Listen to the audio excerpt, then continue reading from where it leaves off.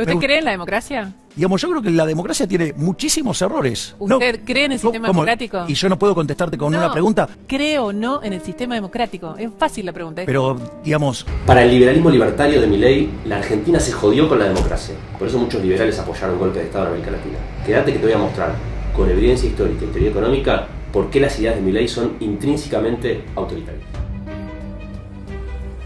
Lo escuchaste 1000 veces explicar que la política tiende al populismo, que los políticos por demagogia para ganar votos gastan de más, incurren en déficit fiscal y que eso explica todos los problemas económicos que tenemos. Pero lo interesante es que no lo dicen solamente por el gobierno de Perón o el de Cristina, sino de todos los gobiernos democráticos, de todos los signos políticos que tuvo la historia argentina. Abandonaron el modelo de la libertad por un modelo colectivista que arranca en 1916 con el primer populista que fue Hipólito Yrigoyen. ¿Cuál es entonces el mejor contexto para aplicar una política económica sin restricciones, sin demagogia, sin sindicatos, sin ningún elemento que limite el ejercicio de ese poder económico? Sí, obviamente es una dictadura.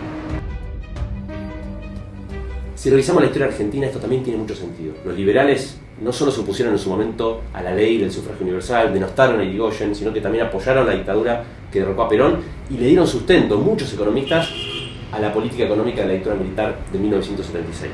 Nombres como Venegas Lynch, otro de los ídolos de Milei, o Alzogaray o Ricardo Sin fueron parte de esa época. Este último escribió un libro que fue furor en 1976 que se llamó La Segunda Refundación de la República, en la que decía que el problema en Argentina era la decadencia de los últimos 60 años, es decir, desde 1916.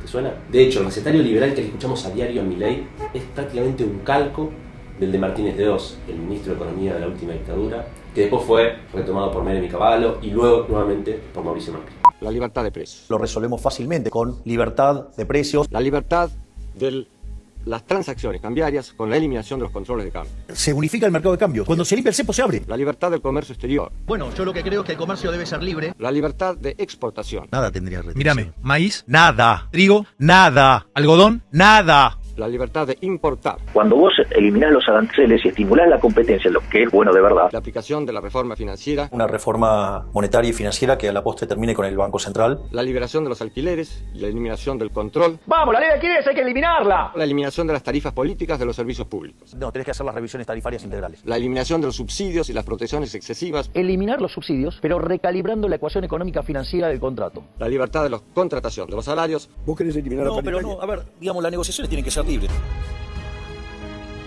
Hay muchos ejemplos históricos para ver esto. Por ejemplo, Milton Friedman, uno de los máximos exponentes del liberalismo del siglo XX, que le da nombre a otro de los perros de Milei, se involucró directamente en el diseño de la política económica de la última dictadura Pinochet. Chile was a case in which a military regime headed by Pinochet was willing to switch the organization of the economy from a top-down to a bottom-up performance. Y von Hayek, uno de los máximos ídolos libertarios, frente a la dictadura Pinochet decía que prefería una dictadura liberal, sí, escúchate bien, dictadura liberal, a una democracia populista. Por otro lado, en Argentina los derechos civiles y las libertades políticas se conquistaron en su inmensa mayoría bajo gobiernos que Milei deplora. El voto femenino, el derecho al divorcio, también la universidad pública y la salud, y más recientemente el matrimonio igualitario. Por todo esto tiene mucho sentido que el periodo de la historia argentina que Milei más reivindica es el de la Argentina del siglo XIX, es decir, cuando no había derechos civiles ni democracia.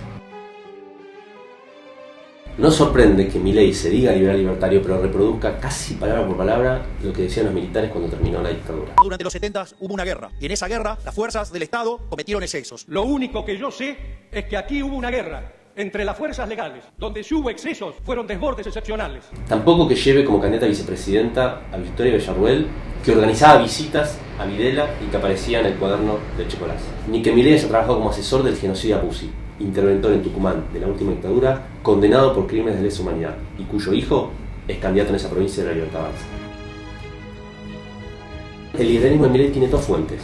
Por un lado, el liberalismo conservador, que tiene una larga tradición antidemocrática en la Argentina, y por otro lado, la escuela austríaca, que con esta tesis de que la democracia y la política tiende siempre al populismo, resulta incompatible con la democracia. No te dejes engañar. Todos los golpes de Estado en la historia argentina se hicieron en nombre de la democracia y la libertad, así como las guerras se hacen en nombre de la paz. Y asumimos el ejercicio pleno de la autoridad, no para conculcar la libertad, sino para afirmarla, no para torcer la justicia, sino para imponerla. Lo importante no son las palabras con las que se embanderan, sino cuál es su pensamiento real y su comportamiento histórico.